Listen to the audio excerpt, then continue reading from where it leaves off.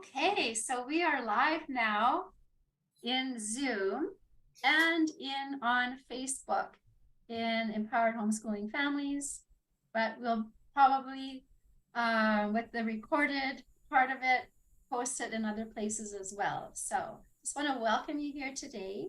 And I know that you're going to, any of you who are watching will get a lot out of our session today.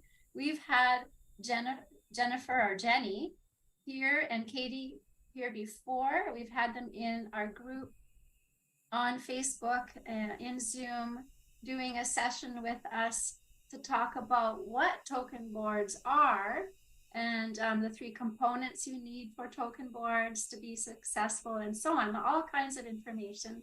And today they're going to teach us and show us how to make a token board. So I just want to welcome you here. Katie is a behavior analyst and a speech pathologist at her school. So she's zooming in from her classroom. And Katie, what state are you in? I am in California. Oh, you're in California. Do you live near Jennifer? I do, yes. Okay. So they're both from California, Northern California. So, and I'm from Vancouver, British Columbia, and Shari is from Tennessee. So, all right. We got some bases covered. Yeah, go ahead. Yep. Yeah, this is pretty exciting. So just a little tweak there. I'm Jenny, and I'm a speech pathologist and behavior analyst, and that's Katie, wherever she is on your screen. And Katie's going to tell you some more about herself, so I won't steal her thunder. Okay. We did a really quick run through for you there, Rosemary, but we got it all straightened out for you folks that are watching us. But yeah, when we did that training with Ashley on what are token boards and why do we use them and how do we make it work, we thought this would be a great follow-up. And Katie is in a school system and does a lot with teachers and token boards, which kind of fits really cool with your guys being homeschool families and wanting, we thought it'd be a great idea to show your homeschool families how to actually make a token board. And so Katie, take it away. All right. Thank you so much. Thank you all for having me here. I really appreciate this opportunity. So we will get started. We're going to make a couple different token boards today. So I want to get started right away. I am going to show a quick, presentation. There we go. So first, if you did bring those materials that were posted earlier, you can take a few moments to get those prepared. And just, can you give me a thumbs up if you can see my presentation, not my desktop? Okay, awesome. So we will be making some token boards today. Welcome. You can take these few minutes to get those materials prepared. Quick agenda before I talk about myself and why I'm here. We will start with a quick introduction. I'll introduce myself and what we're going to be doing today. I'm going to go over a few token board reminders, just a refresher for anyone who was at the last training about token boards or if you missed it. Just a few important reminders. Then we'll actually get into making the token boards. We're going to make 3 kinds of token boards today. You can do them all, you can do none of them and just watch. It's really up to you, depending on what you have available. And then at the end, we will also have some time for questions. So of course, ask any questions that you might have as we're going, and I will stop and answer those. But we'll also save some time at the end if you have any questions that you want to get a little deeper into. So first, a little bit about me. My name is Katie Conrado. It is so nice to meet you all. I am a behaviorist at Orchard School District in San Jose, California, and I am currently a BCBA trainee. So I'm in the process of getting my behavior analyst certification, and Jenny is my supervisor. So I'm really happy to be here and be providing this training for you, getting some really good experience and also sharing some information with you. So I was a teacher, a classroom teacher. I taught for 5 years in 2 different countries. I taught a first, second grade combo class online during the pandemic. I thought that was just an interesting bit that allows me to sort of understand this whole Zoom, this whole Zoom thing. I also have in-home and in-school behavior therapy experience. And then, like I said, I'm currently the behaviorist or behavior specialist here at my school district in California. So I've got some of the in-home behavior therapy, in-school behavior therapy. I was also a classroom teacher for general education. And here I am as a behaviorist. So kind of have a little bit of it all. So I wanted to get into a few of the token board reminders before we get started with the fun stuff. Just reminders of how we actually use these token boards once we have them made today. So first, what's really important is that we set, teach, and follow procedures. We have to have procedures set up for the token board before we start it. We need to know how we're using it, and then we need to you need to teach your child how you're going to be using it as well. So we define the target behavior. What target will you be, or what behavior will you be reinforcing? We select the reinforcers. So what type of things does your child like? What are they going to work for? What will they want to work for? Establish a ratio of exchange. How many tokens do they need to earn to get that really big, cool reinforcer? And then establish and teach those procedures, which is the really important part. Once you have those things set, it's time to teach your child what those procedures are. If you were to back up one step before that and just real quick, just tell us super quick, what is a token board and why do you use it? For those who didn't watch the other one, just in case there's somebody new. Absolutely. I can show a prepared example too. So just for anyone who missed the last training, a token board is essentially a system of reinforcement. So it allows you to reinforce your child's positive behavior, the behavior that you want to see increase. So this is an example of a token board. Here's a SpongeBob one. This is one that was already made. I have my spots here where my child would put their tokens. Up here I have what they need to do to earn that token, and then we have our tokens on the back. So if my target behavior, for example, is drawing a circle, every time my student draws a circle, they get a token. And then once their token board is filled up, they will earn whatever reinforcer they've already chosen. So maybe, for example, maybe they've decided they want to earn coloring. So I would tell them, okay, you will make 5 circles and then you get to color. And so that is an example of a token board. And we use token boards to increase desired behavior. So that is a token board and why we use them. And part of this presentation, I will talk about a variety of different kinds of token boards. That was just one example. But a token board is essentially a system to reinforce desired behavior, to increase desired behavior. And just a quick example of a sort of token economy system that we use in our everyday life. Money is a token, economy system for us.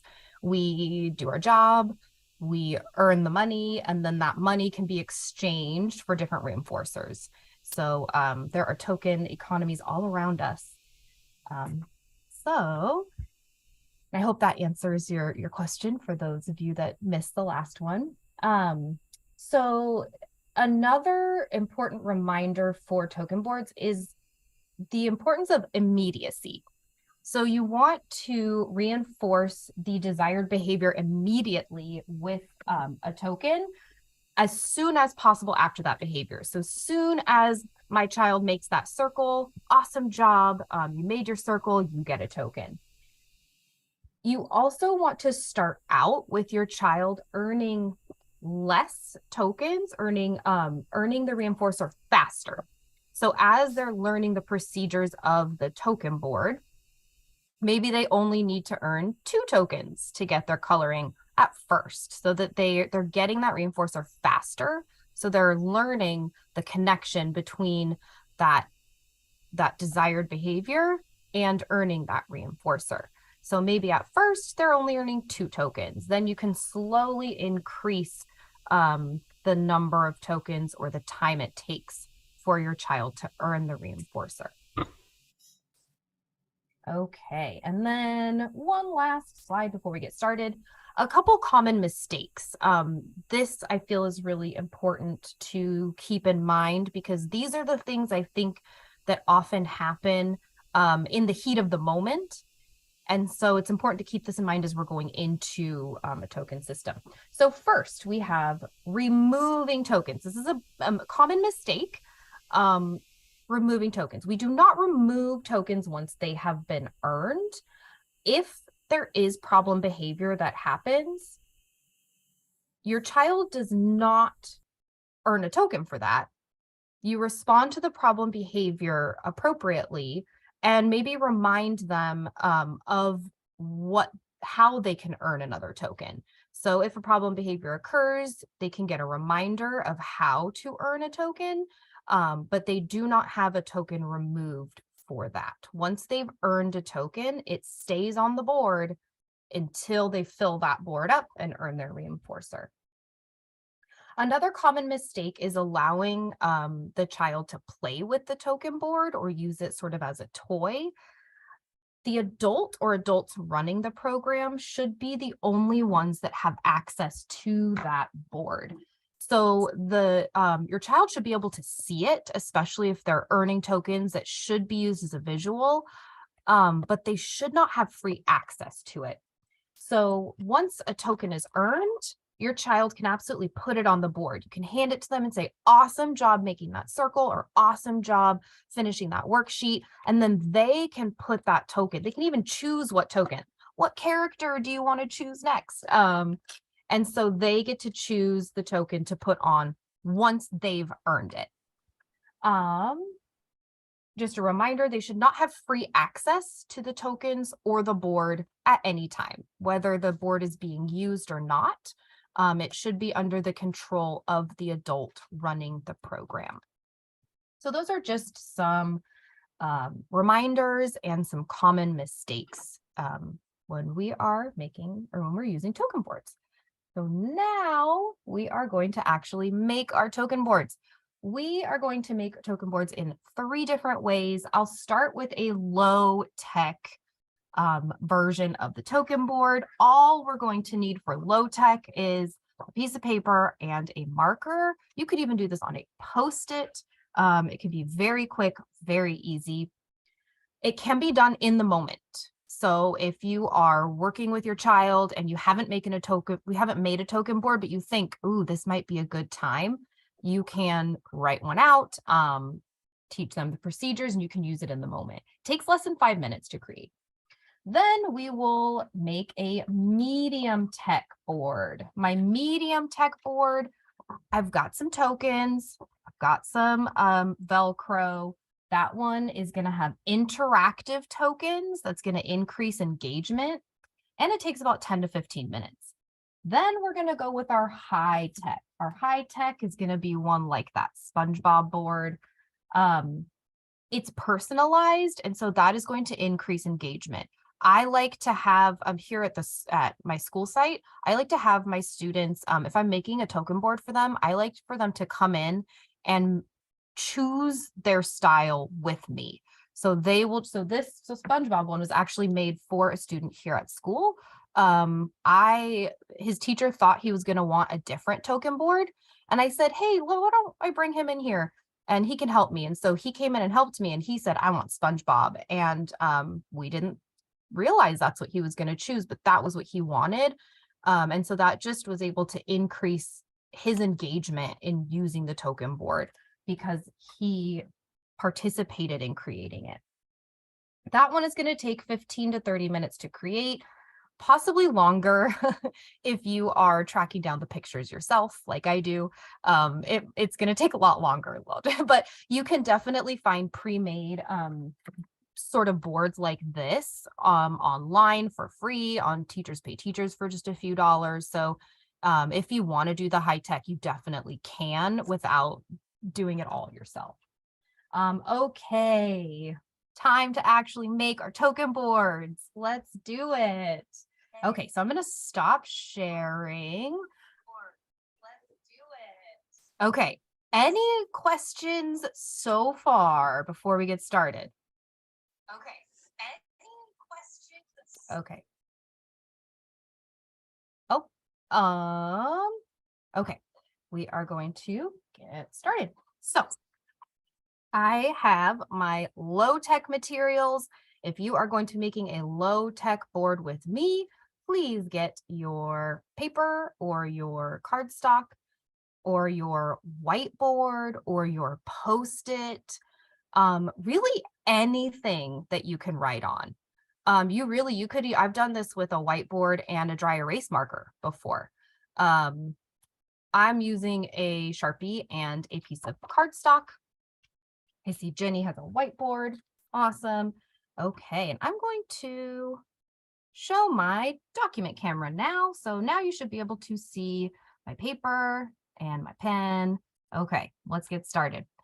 So the most important thing on your token board is your tokens. We need some spots for tokens.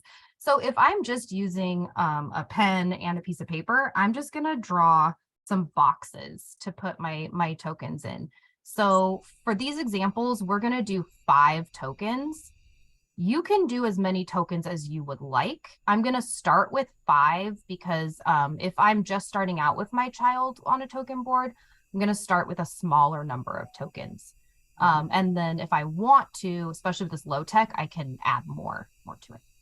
So first I'm going to add my squares, and I'm just going to add 5 squares. I have 1,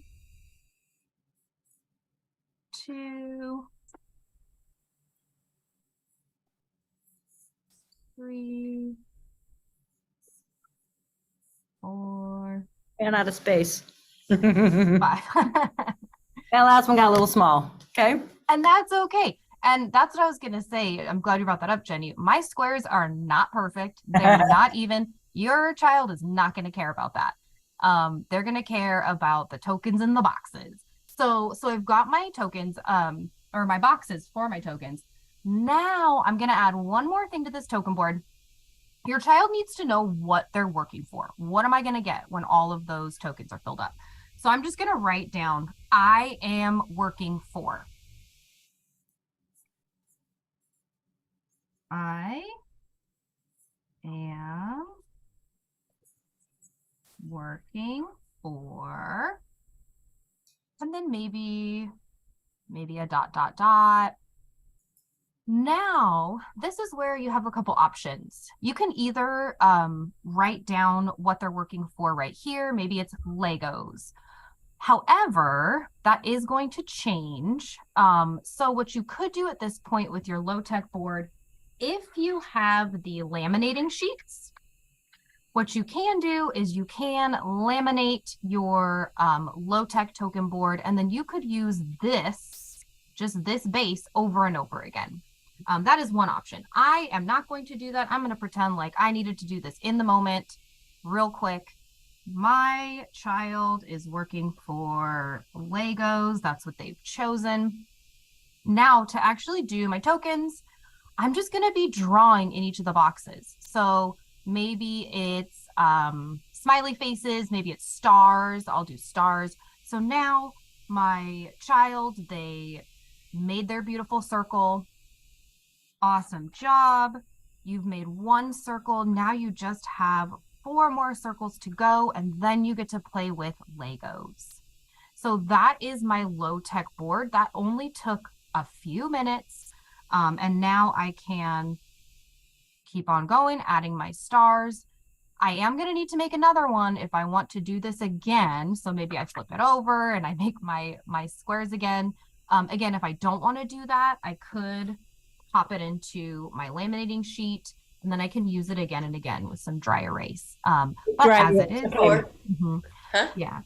Yeah, I was wondering, what do you write on the laminator sheets with? Yeah, so if you wanted to make sort of a blank one and laminate it, you would just need a dry erase marker Okay. to draw on the laminating sheet. And it just If wipes you right don't off? have, if you don't have a laminator sheet, just use a sheet protector. Yep, you can use a That's sheet cool. protector.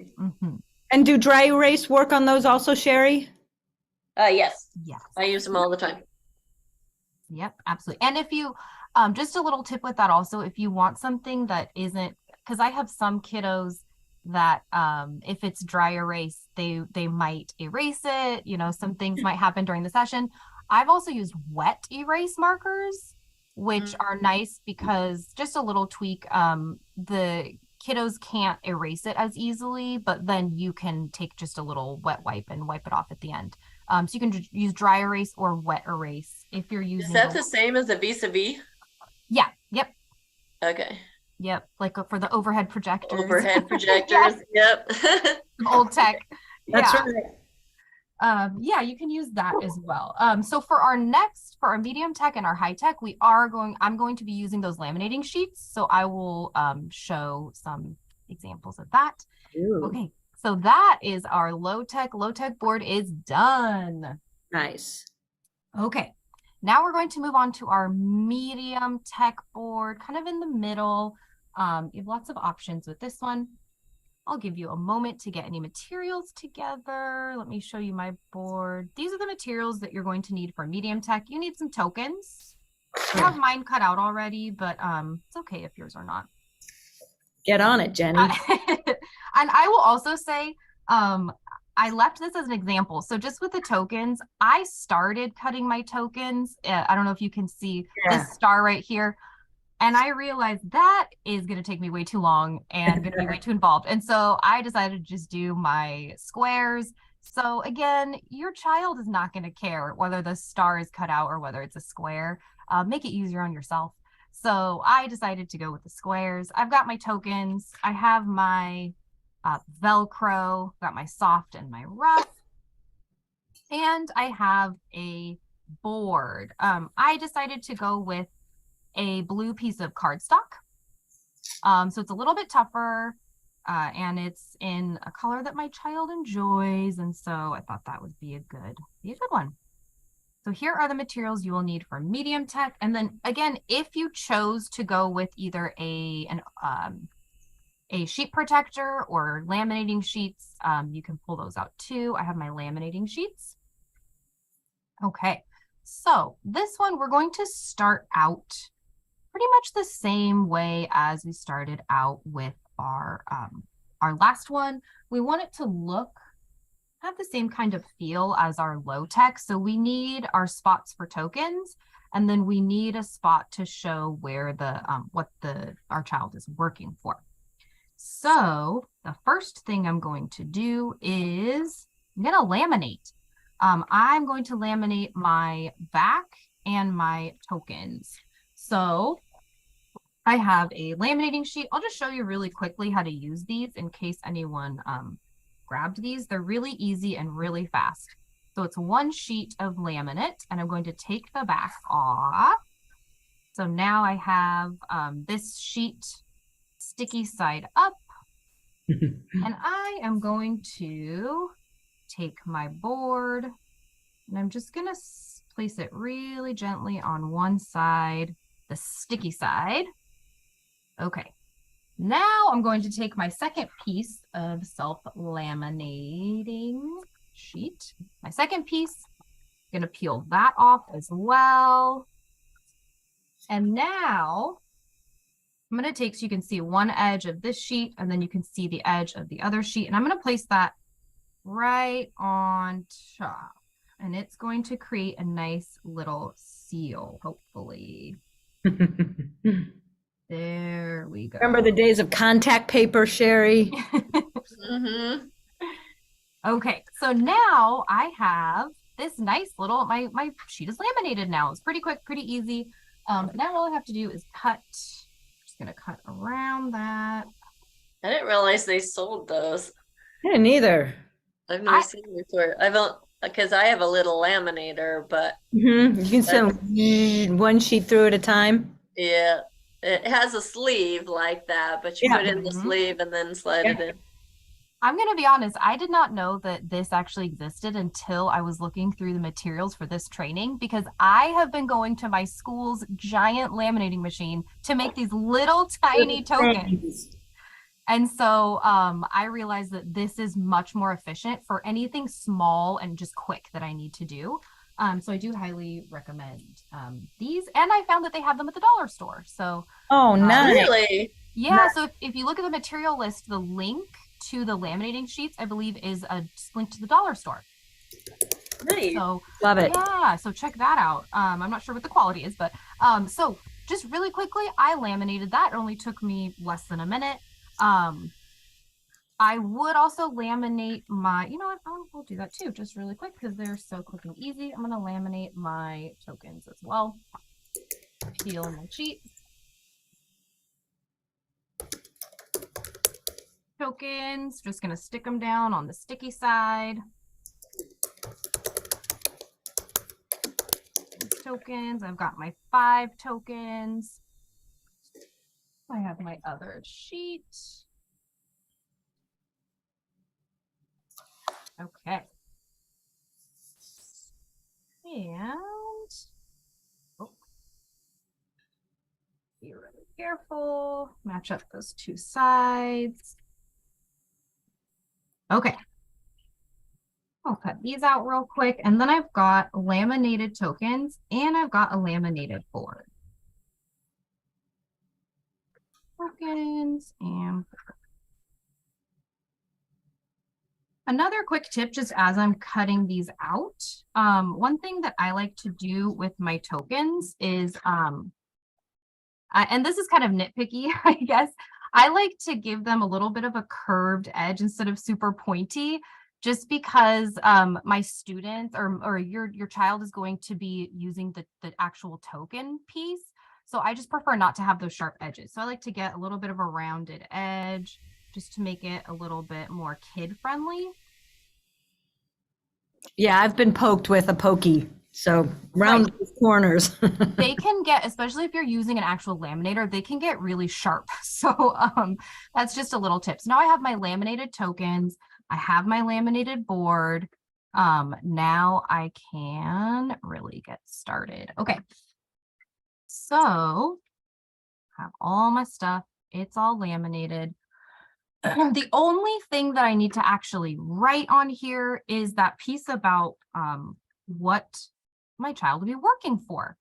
So somewhere you can choose where you want to write this. I need to write, I am working for. So I'm just going to do it again on the bottom. I am working for. And then we can have a line for whatever they're going to be working for. And again, so for this one, I just did that in permanent marker, but I can always take my wet erase and I can write whatever it is they're working for, and then I can actually erase that and I can write it again. Okay, now for the tokens. So we're going to take our Velcro. And another tip, again, this is more of a personal preference. I like to use the soft side on the tokens. Your child, the part of the token board that your child is going to be using is the tokens. So that's the one that we want to make really kid friendly. So the back of the tokens is going to be the soft side, and then the rough side is going to be on the token board.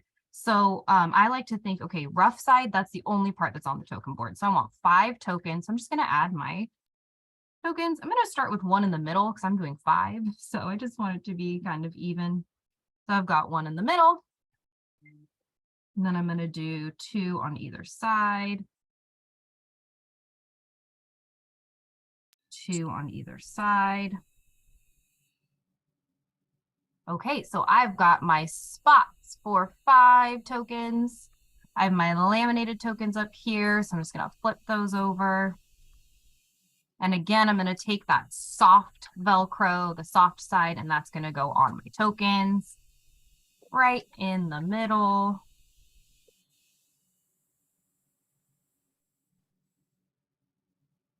And token, Velcro. There we go. Nice.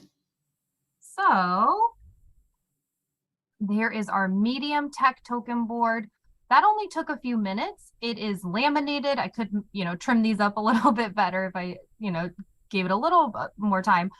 But this is a pretty good medium tech token board. It has that interactive piece, so it's a little bit more engaging for your child.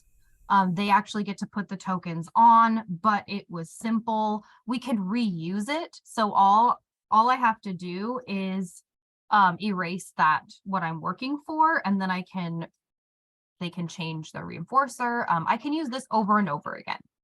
So there is our medium tech token board. Okay. Now, all right. Finally, we are going to go to the high-tech token board, the really fun one. For this one, I have printed out the Sonic board. There were a couple examples. Those are just examples, the ones on the materials list. Like I said earlier, you can find really cool token boards really in any style. If your child really likes Encanto, you can find an Encanto token board. If your child really likes a different sport or really likes really anything, work with your child. If you're doing this high-tech one, really it just means that you get to personalize it to them. So let them help you. That's my recommendation. Let them help you choose. This is actually one that again was made for a specific kiddo, and I had him come in and actually help me pick. He chose the actual picture that he wanted for the board. He chose what he wanted for the tokens, and it's been working really well for him. So let's get started with high tech. So I found this awesome graphic for my token board. I printed it out in color. I have my actual tokens, my little rings. They're also printed in color. For the sake of time, I will not do the self-laminating for this one, but I would laminate this. For the high tech, I highly recommend laminating in some way, or using the sleeve, the clear sleeve, just some way to protect it so that you can use it over and over again, especially if your child really likes it. So where did you get that then? I made this. I mean, where did you get, so did you use like Canva or something to put the I'm working toward? I use Adobe. I have it's the Adobe Pro, I believe. So that allows me to edit PDFs. So that's why I say if you're really tech savvy, you can totally make your own. If not, there are boards really similar to this that has all the pieces that you can find online. So you can Google, Sonic token board, and it might not be exactly, exactly what you want, but you can definitely find these already created. If you're willing to pay $1 or $2, Teachers Pay Teachers has a lot in a lot of different styles. So yeah, this one I made myself on Adobe using Adobe Acrobat. But you can definitely find them pre-made as well. I think Canva would really work, Shari. Yeah, that's what I was thinking too. And it's free. So yeah, those of you, Canva is pretty amazing for creating whatever, pretty much anything that you want. It has a huge selection of photo stock pictures and stuff. Yeah, and you can start with templates there too. So yeah. Yeah, so anyway, and if you are going to create it yourself, I'll just say it's going to take a little longer than the 15 to 20 minutes to create. So same thing as the medium tech. So we are going to laminate it, and then we're going to add our Velcro. So again, reminder, I'm going to do my rough Velcro on the board, soft Velcro on the token. So I've got my rough Velcro. Here I have little dots where it shows, and as you can see, I made this one specifically to be a little more entertaining. I added Sonic, he's running up the hill. I made it sort of like it was mid-game, make it a little bit more engaging. And soft on the back. And then once he earns his tokens, they go right there. There we go. And one more thing that I did want to add, where do you keep your tokens? These are little pieces. They're gonna get lost. What do we do about that? Here's what I like to do personally. I showed it a little bit on the SpongeBob one. I add another layer of rough Velcro on the back. So what I like to do is I'm going to add my 5 pieces of rough Velcro. That way, my tokens are going to be stored on the back. So I've got my 1, 2, 3, 4, and 5. So this right here is my token board at the ready. I've got my 5 tokens on the back. The front is blank. And now my child is ready to earn a token. We just have to choose what they're working for. And then they're ready to earn those tokens. And I've got them all right here. So that is the high-tech token board. And then real quick, we did not go over the actual reinforcer icons. What you can do, just like on the medium tech, you could just write it in. You can write it with a dry erase or a wet erase pen. But again, to make it even more sort of engaging and interactive, you can also use reinforcer icons. So you do the same thing that we did with our tokens, and you would just add, that soft Velcro to the back. I would have the soft Velcro on the back. I might have a few different things that, few different reinforcers that they can choose from. And then once my child chooses what they want to work for, then I would add that. Oh, you want to work for the sticker? Cool, let's work for the sticker. So then that's a visual reminder versus the word, especially for the younger kiddos. That icon works really well, especially pairing it with the word there. And I see a question. Do token boards work for middle school, junior high, or high school students? The science behind token boards and the token economy system, absolutely. It works with anybody. Like I said, it works with us, with money and other things. So it definitely does. You would want to tweak the style of the board, but it's the same procedures. So the last training that Ashley did, it would be that same science, those same procedures, but maybe your board is going to look different. Your reinforcers are going to be different. So it really does need to be personalized to that child or that person. If it's a middle schooler or a teenager, maybe their reinforcers are going to be very different. So really it's really important to work with your child, whatever age they are, to decide what is the best style of token board, what is the best reinforcer options for them. But it absolutely will work for middle school, junior high, high school students. Maybe you make it a little bit different, like maybe the tokens are not stars or smiley faces or characters. Maybe it's something a little bit more mature and a little bit more individualized to them. Yes, Jenny, do you have a suggestion? Yeah, it's called a chore chart. No, for real. My daughter would say, can I have the keys tonight? And I'd say, here's your list. When you check off the 3 items, you earn the car keys. bam. But it's because she was really used to doing lists and chore charts from when she was little. But I think a chore chart is a great example of a token board.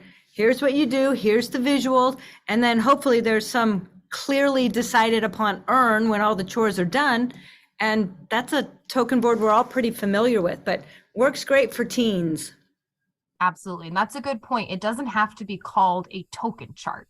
Right. It can be really anything that works with in your household or with that child. It can be a chore chart, more of a behavior contract, maybe if they're a little bit older. So any of those, it's the same concept, reinforcing those, increasing that desired behavior by reinforcing it until they can earn something bigger. Okay, so we've made a low tech. Let's see, where did my, oh, okay. We've made a low tech board. We've made a medium tech board. And hopefully you also had a chance to make the high tech board.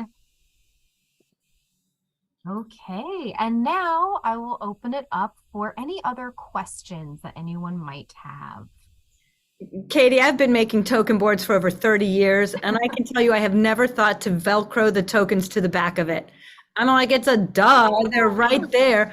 I tape Ziploc bags or envelopes or a Tupperware box to the back of these things and, try and stuff them in there. But I'm like, duh, just put another piece of Velcro. Right. I will tell you though, what I found is I'm running out of my rough Velcro way faster than my soft Velcro. So that's the only strips work well, that you can make smaller for the extra ones on the back and bigger for the other. And you could cut those circles into quarters too. That is use 4 of them for it instead, because it's not like you need them to stick super well, just enough. Right. And the other thing that I do is I never got around to going to the store and buying the Velcro strips. And so instead, I'm like, well, I already have double-sided sticky tape. So I have it laminated and it's already laminated. And so I just use double-sided sticky tape and I put it on the back and then put it on the front. And my sticky tape is on on the token itself. So you can't see it, but I made a little loop out of the tape and I can just tape it right on there and pull it right off of there again. So it's a kind of cross between a medium and a fancier tech, because it's fun looking, but it's not super harder for moms and dads and aunties who are trying to make this work at home. And that's the thing. It's really about using what you have, whatever works for you and works for your child. There are so many different options and you can get so creative with token boards. So take this information as just a starting point. And then you can, be creative, use your imagination, as long as we're sticking with the integrity of the token economy system. As long as we're sticking with those, we're using it the right way. Paying attention to those reminders and the common mistakes for token boards. I really had never thought about token boards being used individually. And I love that idea because, like you might have some children or a child that is more challenged than your other kids. And so to make that personalized token board for that child will really help, and I think they'll appreciate it.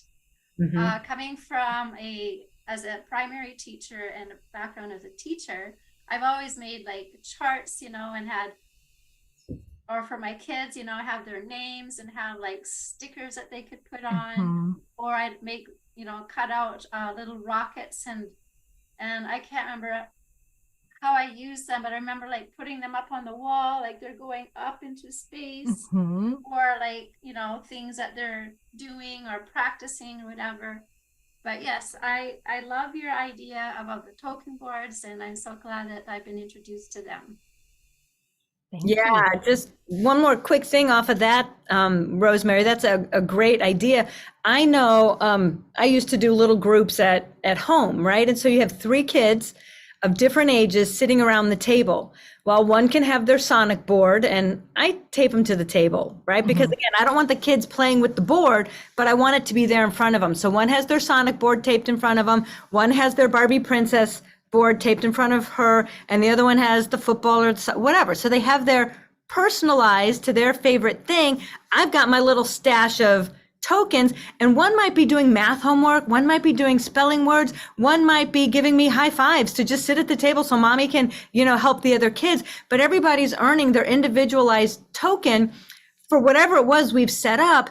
And this can be something that can be really easy, even if you're working with students across of different ages, Mhm. sitting all at the same table. Very good That's point. awesome. Very good Mhm. idea. Yeah. And it gives you the opportunity, like you said, to individualize, to meet the needs of the whole of each of the kids. And so you're thinking multi-age, multi-abilities, and yet you have systems that work for all of them. Yeah. Love that. Absolutely. So Katie, real quick, you made token boards that had 5 tokens on them. Mhm. How do I make my kid do more work before they get whatever they're earning? Sure. So there are a couple ways that you can do that. One easy way is increase the number of tokens on the board that they earn. So when I was working more in behavior therapy in home, I typically did more 10 tokens. That was kind of the standard. And then in my head, I would kind of think, okay, they need to earn 10 tokens to get the reinforcer. So kind of having a certain amount of and sort of control over that. So I would say either you can increase the number of tokens, or you can also, if I have my 5 tokens here, I can increase or tweak the target behavior for what they're earning. So say they're earning a token for every one worksheet that they do. Maybe they're really getting the hang of it, got that momentum going.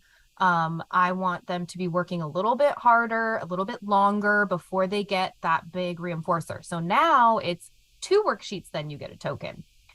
So that's one way, changing the criteria. So, and that would be something that would need to be, again, explicitly taught. And I would even explain, hey, you've been doing so great. Now we're going to work on 2 worksheets to get a token. Now we're essentially doing the same thing, but instead of doubling the tokens, we're increasing the amount of effort that it's going to take and the amount of time that it'll take to get 1 token and to get the final reinforcer.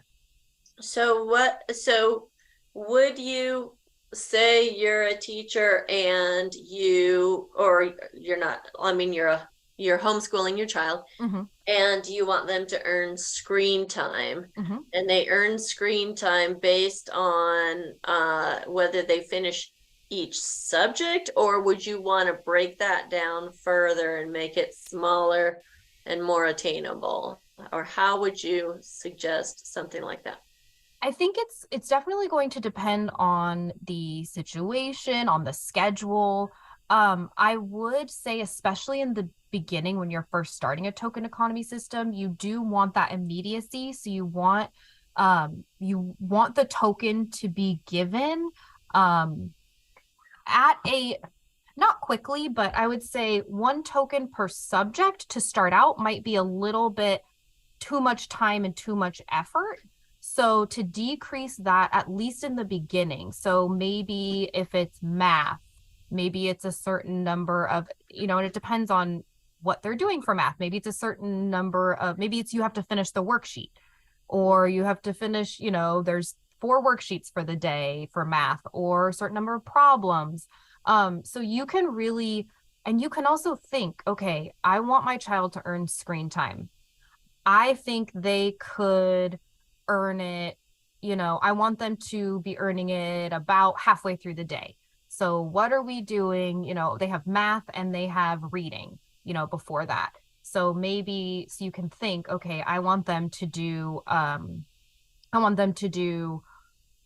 5 math problems, and I want them to read 5 pages. So maybe that's your criteria. So you can kind of think about, what is my schedule like? What are those activities? What are the behaviors I want to increase? And then you can sort of manage it that way. So maybe I would say, okay, you today, in order to earn screen time, you're going to do 5 math problems and you're going to read 5 pages, and you will get a token for each one.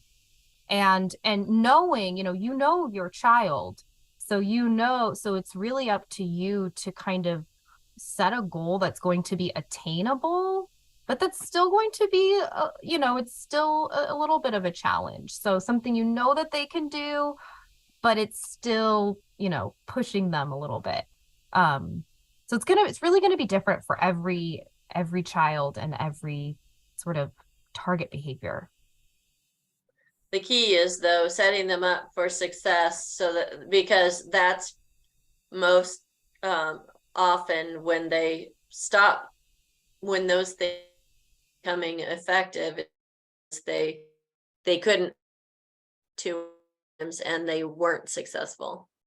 Yeah. Right. And you cut out just a little bit there, but I think what I heard was, a lot of the times when token boards are not effective, it's because students don't feel like, or children don't feel like they're being successful because they're not kind of getting it quick enough. And that is absolutely true. You want to set them up for success. We're not trying to trick them. We're not trying to,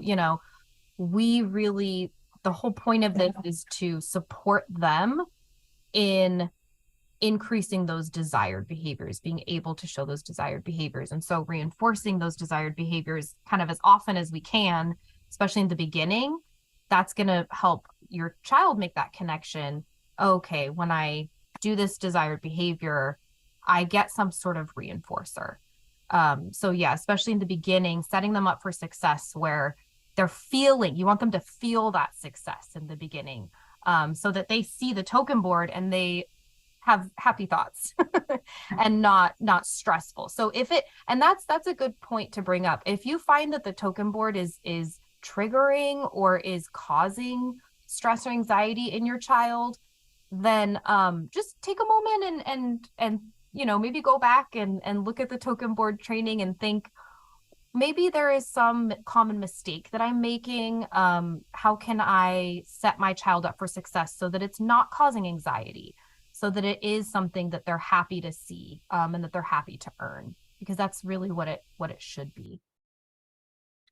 Yeah, my son, I'm thinking of my 19-year-old. I mean, he's 19 now, but when he was tiny, it seemed to be like impossible to set him up for success. It didn't seem to matter what I did. I'd be like, okay, clean up these 20 Legos, put them in this box, and and even at that, it would be like he wouldn't do it. And I mean, it's not that he wouldn't do it, he would get distracted along the way, and I would have to be like, okay. And obviously for me, it was a matter of bringing it down enough to his, decreasing it enough to something that was manageable. And I didn't know anything about token boards back then either. So that was part of it. I did it more for like earning quarters if you did a certain number of things, but didn't set. That's actually a really good point, where you thought that you had started out small enough, with a task small enough where you would be able to reinforce it. And I think that is definitely something common that happens with token boards, that I've noticed, that we have an idea in our head of what might be reinforcing, or what our child might be able to do to earn a token. And it's okay to adjust that. It's okay to go smaller. It's okay you want to kind of meet your child where they are. So if you set this expectation, you think they should be able to meet it and earn a token, it's okay if they don't. We can tweak that and then kind of reflect and evaluate, okay, if that wasn't setting them up for success, what could they do? What was the part of that they could do? And then that's what we're going to reinforce. And then we'll slowly build up to what I, think that they should be able to do. So it's a really good point. You can tweak it. You can tweak it as you go. So Katie, if I've got a token board that has 5 Velcro spots on it, and I'm realizing that my kiddo is never getting 5, Yep. how do I tweak that so that it works, but I don't have to make a new token board, but maybe I only want them to have to earn 3 things, 3 tokens. Totally. That's actually what I recommend doing when you are starting out. So if I was starting out with this token board with a kiddo, whether it's here at school, a student, or if it was my own child, I would not start out with them having to earn all 5, because we want to start out with, teaching them, having them earn the tokens and the reinforcer faster. So what I might do is start with, okay, they need to earn 3 tokens. So I'm going to start out with 2 tokens on the board. So 3 months. Yeah, and you can even say, like, look at that. You already have 2 tokens. You've already earned, and so that can be something you can kind of play up, and then say you only need 3 more tokens before you get, that really cool toy. And honestly, if you have to, when you're first starting, you can start with 1, and it can be something simple. It's when you're starting out the token board, it's really all about helping your child make that connection between the desired behavior and the reinforcer, earning that token. So maybe it's something that you already know your child can do. Mm.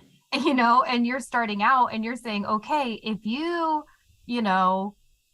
put that sock on, you get, that's the last thing they have to do before getting dressed. You put that sock on, you get this token, and you get that toy. So that's a way to then you're really decreasing the amount of time and the amount of effort between them earning a token, or them doing that desired behavior, and them getting that reinforcer. Then you can slowly start to increase the amount of effort that they need to put in to get. So now it's okay, today you're going to put on both of your socks before you get the toy. And then you can slowly start to increase the amount of time and also increase the effort that they're going to take to earn that reinforcer.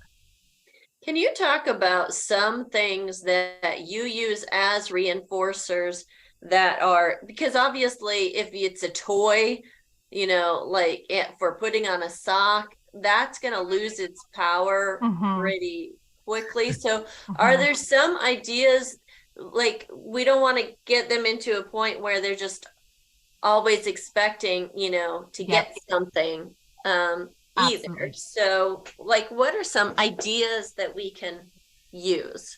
Absolutely. So yeah, especially if the demand is that low, then you definitely want to match sort of the reinforcers to that demand. So I would say when you're just starting out, if your demand is really low, you could start out. So these, the examples that I have here are all tangible. Just show that real quick. So these are tangible reinforcers, and I would say the tangible ones are the really reinforcing reinforcers. They're highly reinforcing, but you can also use like more time for reinforcer. For instance, you can say, okay, you get 5 extra minutes, watching TV tonight, or you get 5 extra minutes playing outside. So you can do extra time. You can do maybe, you can do just any little thing around the house that is reinforcing to them.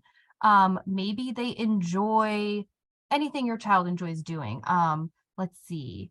Maybe they enjoy helping you cook dinner. Just anything, any small thing. It doesn't have to be something really super reinforcing. So I'll give you kind of an example. When I was working in the home as a behavior therapist, the example that I was given was you want to have reinforcers that are sort of your typical reinforcers, which would be like, 2 more minutes on the tablet or a toy or something like that. And then you want to have your reinforcers that we called it like Disneyland reinforcers. Those are the ones that are like those are highly reinforcing, but you need to work harder to get those. So I do recommend brainstorming for your own child. What are those reinforcers at those different levels? So what is a reinforcer that is more simple, that can just be done around the house, doesn't take any extra materials, extra, time or money from you, and then make a list. 5 extra minutes on the tablet. Maybe dinner on the carpet instead of at the table, dinner in front of the TV. Like, so Or picnic. Yeah, like things that take low effort but will be reinforcing to them. So you can have those. Then you have your list of highly reinforcing items. And that might be dinner out with mom, or it might be 20 minutes on the tablet, or, so you have your typical reinforcers that you can do more often. And then you have your reinforcers that are like your Disneyland reinforcers that are those really motivating ones that you want them to work harder to earn. And so, like, just back to your original question, when you're first starting out, if the demand is very low, then start out with one of those reinforcers that are not quite as strong, still reinforcing. Your child still wants to do it, but it a little more matches okay, you're putting 2 socks on, we're earning going for a bike ride for 10 minutes, as opposed to playing with a toy that's highly preferred. So you want to kind of match the behavior that you're demanding, or the demand, with the reinforcer kind of level. So that's, again, something to think about, setting your child up for success when you are sort of creating your token board system, when you're selecting the reinforcers, when you're deciding on the ratio of exchange. That's something to think about. Okay, at first, the reinforcers are going to be a little more typical. And then as the demand increases, then we'll work in some of these more highly reinforcing items or activities. I really like the idea also that you can use token boards for not just like good behavior, but like mindset, like building skills. Like I'm just thinking, like, when you're teaching your child, like they know the letter sounds, but trying to sound them out seems like a big scary thing, and they don't want to go there.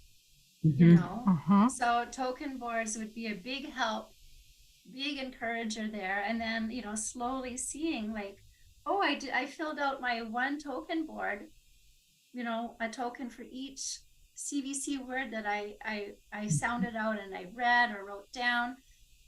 So I like that idea to, like, just building skill. Like you mentioned, like, oh, you put your sock on by yourself. Well, now let's see if you can, like, because they're learning getting the dexterity, the strength, the coordination, tying their shoes, right? Or things like that. And even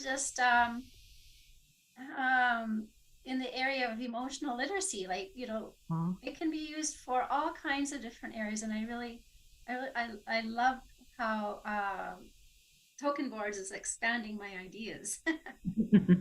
Right.